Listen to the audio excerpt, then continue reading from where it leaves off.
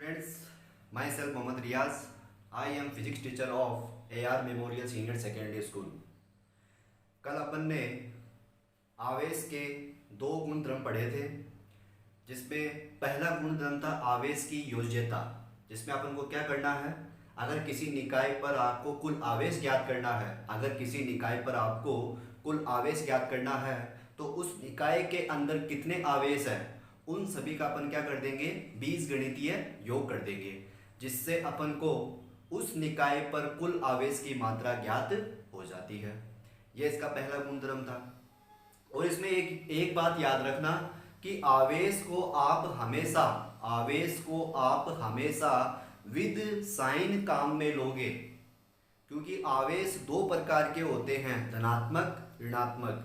अगर कोई आवेश धनात्मक है तो उसके साथ में धनात्मक चिन्ह लगाए, और अगर कोई आवेश ऋणात्मक है तो उसके साथ में ऋणात्मक चिन्ह लगाए।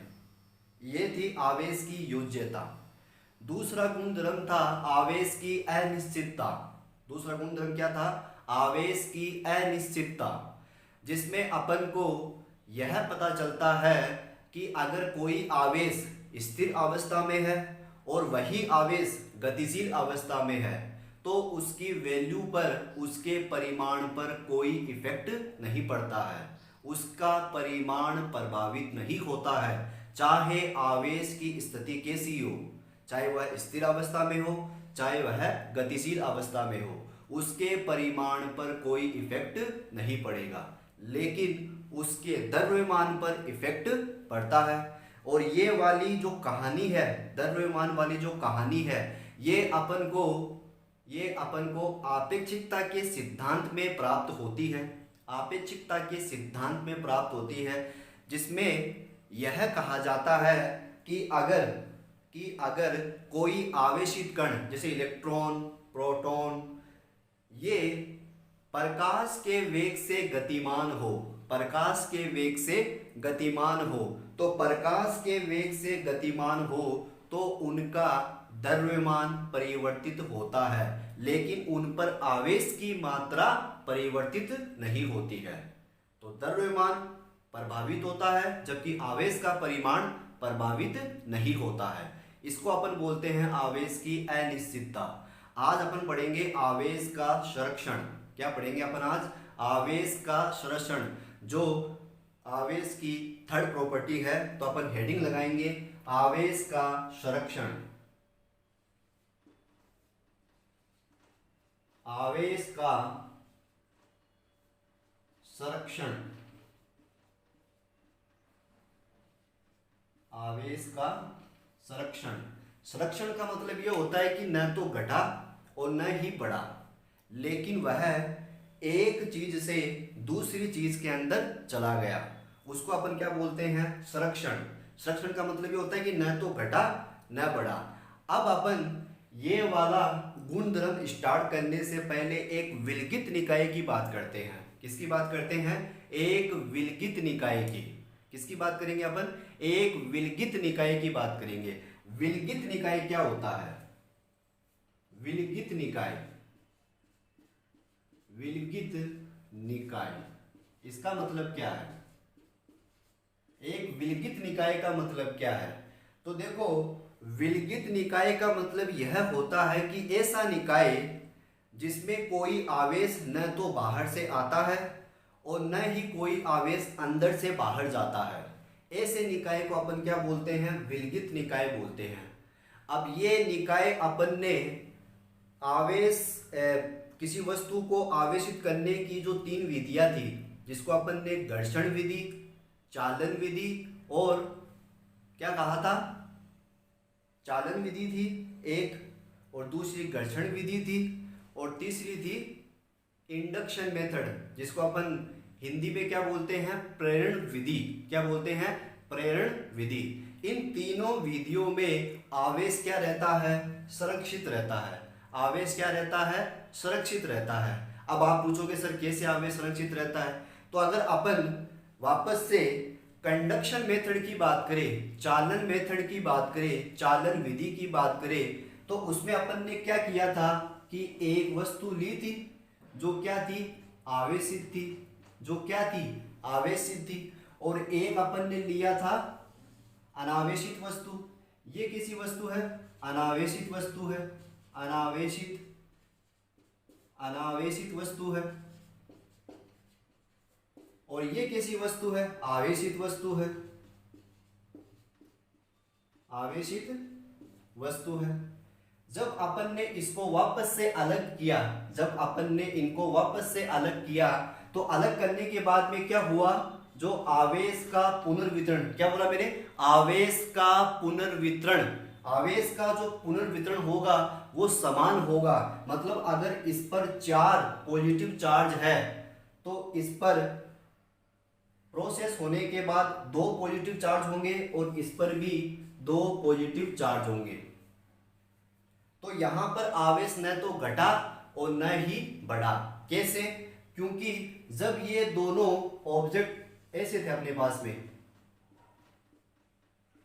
ऐसे, तो ये तो है विधि होने से पहले और ये है विधि होने के बाद। ये पहले वाली स्थिति है, ये बाद वाली स्थिति है।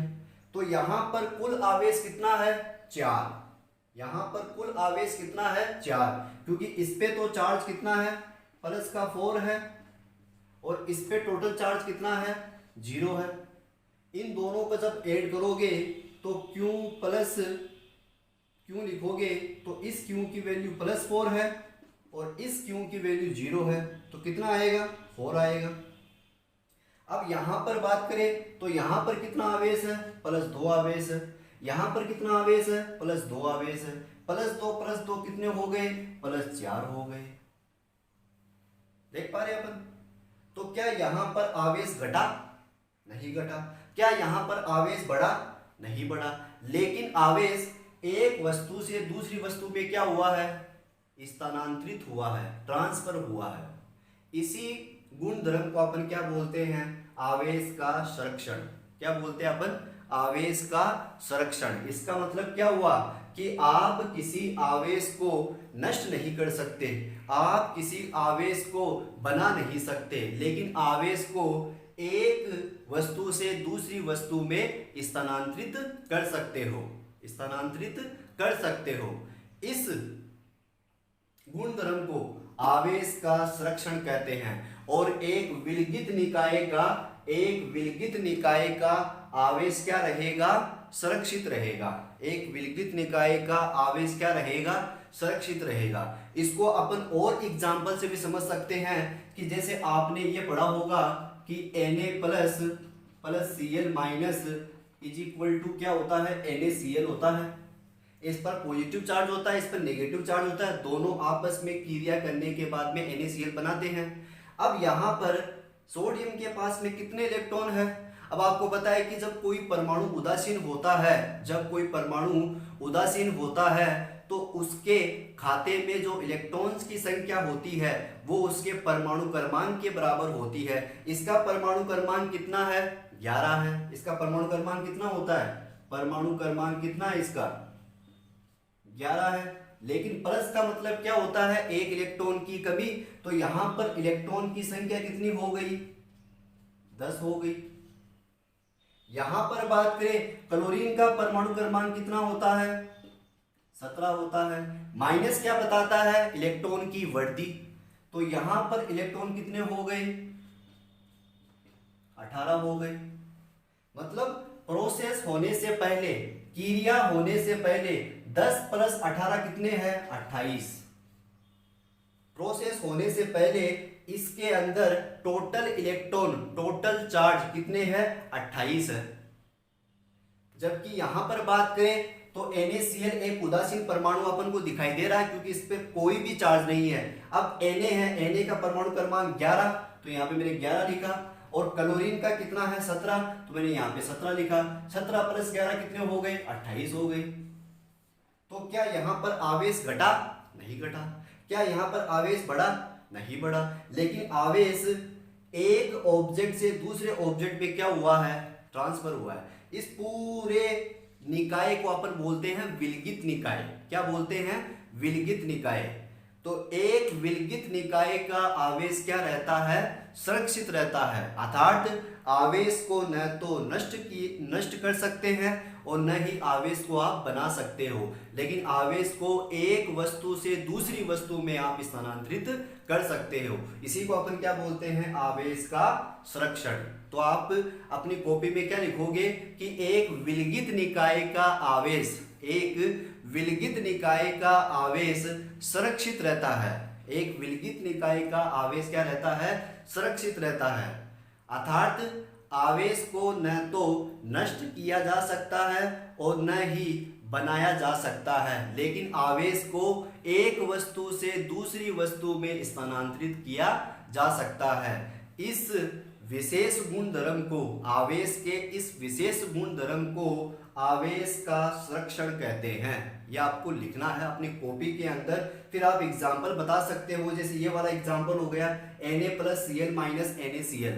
तो यहाँ पर अपन क्या देख रहे हैं कि ये पूरा निकाय क्या कहलाएगा, विलगित निकाय कहलाएगा, और इस विलगित निकाय में इलेक्ट्रॉन की संख्या चेंज नहीं हुई है। हाँ, इलेक्ट्रॉन स्थानांतरित जरूर हुए हैं। पहले यहाँ पे 11 थे, तो पहले यहाँ पे 10 थे तो यहाँ पे 11 हो गए, फिर यहाँ पे 18 थे तो यहाँ पे कितने हो गए, 17 हो गए, लेकिन कुल आवेश क्या रहा, सुरक्षित रहा। तो एक विलगित निकाय का कुल आवेश क्या रहता है, सुरक्षित रहता है, अर्थात आवेश को न तो नष्ट किया जा सकता है और न ही उत्पन्न किया जा सकता है, लेकिन आवेश को एक वस्तु से दूसरी वस्तु में स्थानांतरित किया जा सकता है। आवेशों के इस विशेष गुण धर्म को आवेश का संरक्षण कहते हैं। ये आपकी थर्ड प्रॉपर्टी होती है आवेश की, जो इतनी ही है आपके सिलेबस में। अब अपन पढ़ते हैं फोर्थ गुण धर्म इसका, जिसको अपन बोलते हैं आवेश का क्वांटीकरण। तो इसको आप उतार ले और अपने शब्दों में इसको लिखे नोट्स में।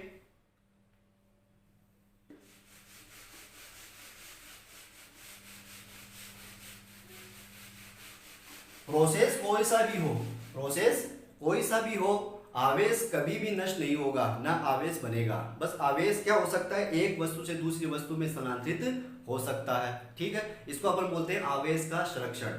अब फोर्थ जो प्रॉपर्टी है वह है आवेश का क्वांटीकरण, जो एग्जाम की दृष्टि से वेरी वेरी इंपॉर्टेंट। आवेश का क्वांटीकरण, आवेश का क्वांटीकरण,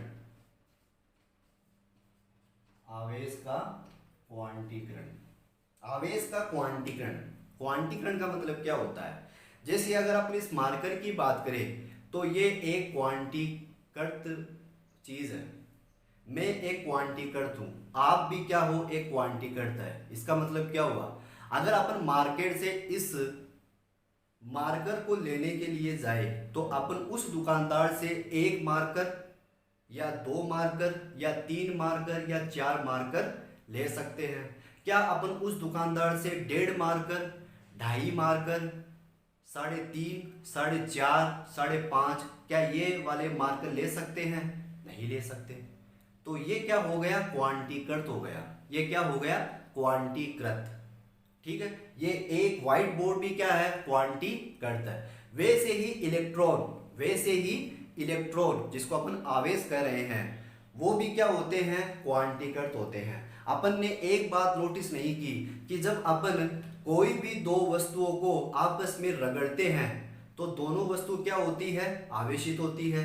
आवेशित होने का मतलब क्या हुआ, एक वस्तु दूसरी वस्तु को इलेक्ट्रॉन क्या करती है, त्यागती है, डोनेट करती है, जबकि दूसरी वस्तु पहली वस्तु से इलेक्ट्रॉन ग्रहण करती है।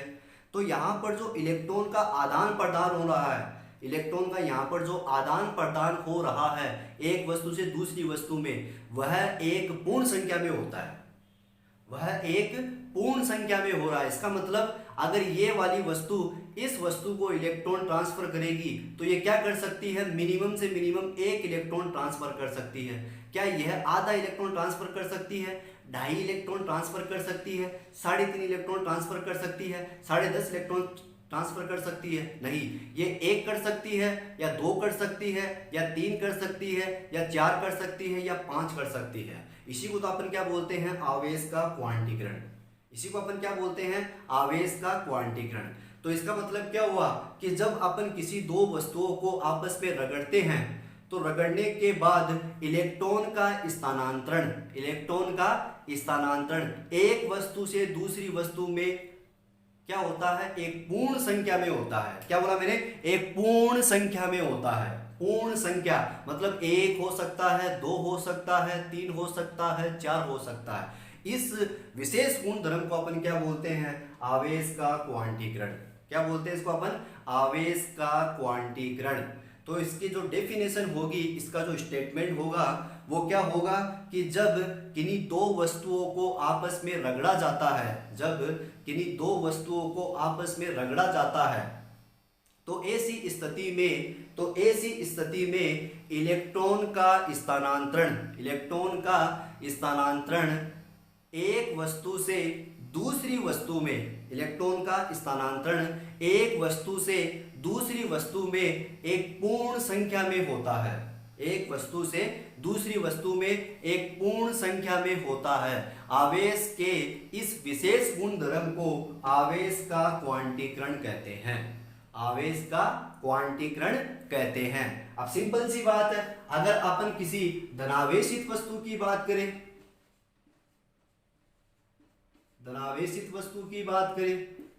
अब धनावेशित वस्तु का मतलब यह वस्तु इलेक्ट्रॉन को दे रही है या इलेक्ट्रॉन को ले रही है। वीडियो को पॉज करके एक बार आप सोचें, धनावेशित वस्तु कब कहलाती है, जब वह इलेक्ट्रॉन को देती है या इलेक्ट्रॉन को लेती है। इलेक्ट्रॉन को देती है, इलेक्ट्रॉन को क्या करती है, देती है, इलेक्ट्रॉन को त्यागती है, तभी तो ये वस्तु क्या कहलाएगी, धनावेशित वस्तु कहलाएगी। ये वस्तु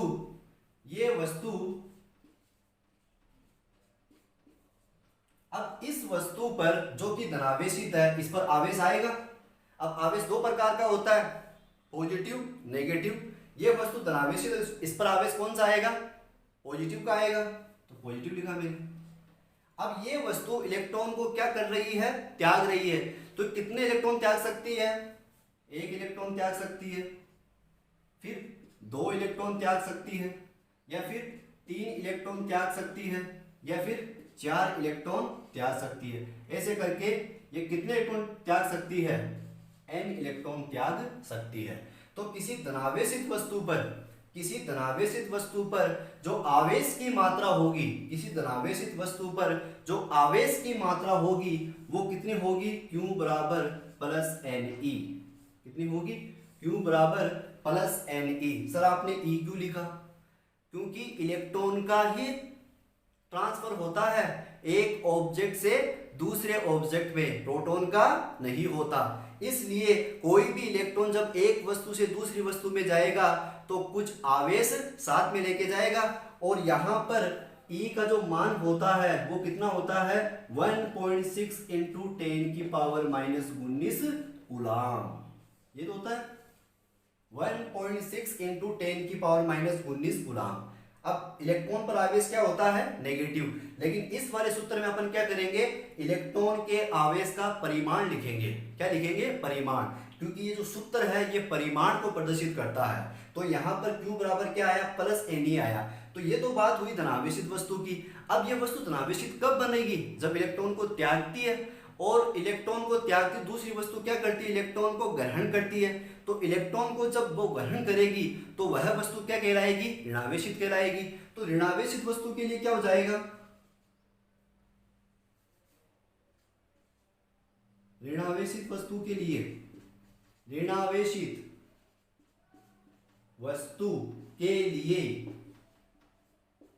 ऋणावेशित वस्तु के लिए क्या हो जाएगा, Q इज इक्वल टू एक इलेक्ट्रॉन को ग्रहण कर सकता है, या दो इलेक्ट्रॉन को ग्रहण कर सकती है, तीन इलेक्ट्रॉन को ग्रहण कर सकती है, चार इलेक्ट्रॉन को ग्रहण कर सकती है। ऐसे करके वह n इलेक्ट्रॉन को ग्रहण कर सकती है। नेगेटिव साइन क्यों लगा रहा हूं, क्योंकि यह वस्तु इलेक्ट्रॉन को ग्रहण कर रही है। यह वस्तु इलेक्ट्रॉन को क्या कर रही है, ग्रहण कर रही है।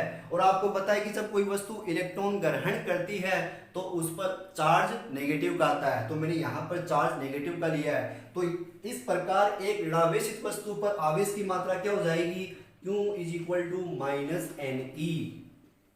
Q is equal to -Ne।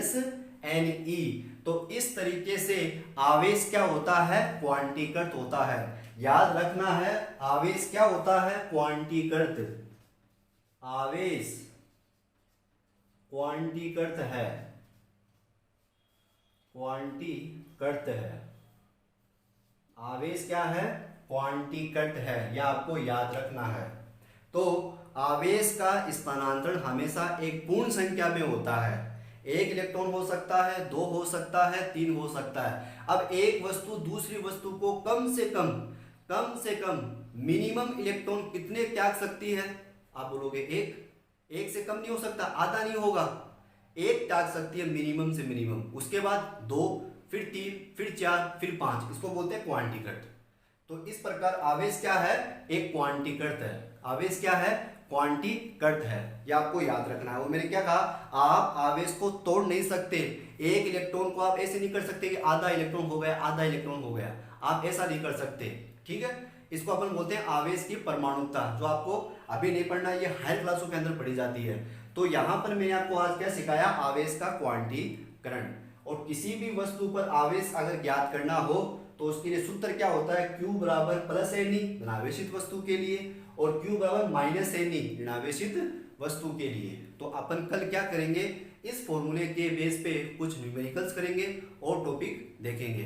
तो मेरे चैनल को सब्सक्राइब करें, लाइक करें, शेयर करें और बेल आइकन के बटन को दबाना ना भूलें, ताकि रोज के वीडियो आपको प्राप्त हो सके।